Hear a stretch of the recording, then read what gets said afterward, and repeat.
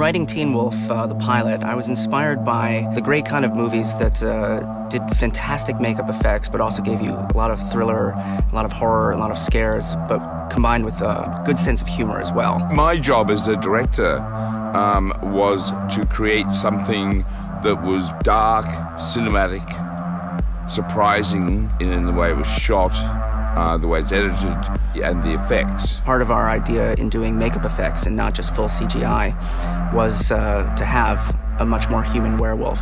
The process of transformation for Scott McCall is pretty extensive. We use latex prosthetics. We have 3 different hair pieces that we attach to his face. He's got fake teeth, he's got lenses. It's a difficult process, and lighting is essential to making him look like a believable werewolf. We wanted to make our Teen Wolf basically a little sexier, a little less the furry beast running on all 4s. We always say that the other shows have werewolves you can pet. We have one you can kiss.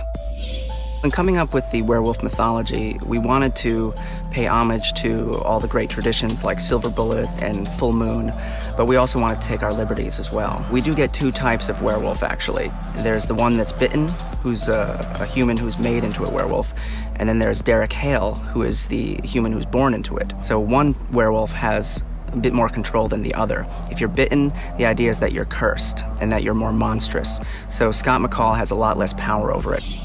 The relationship between Scott and Allison is very much a Romeo and Juliet story. At the end of the pilot, we find out just who Allison Argent really is, and the fact that she's the daughter of a hunter whose job it is to hunt down Scott McCall, actually. It's kind of also a relationship that carries a dark secret underneath.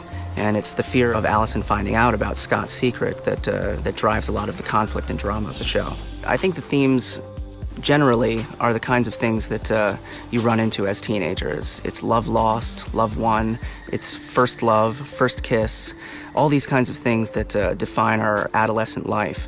And for Scott McCall, we wanted him to be kind of a Peter Parker character.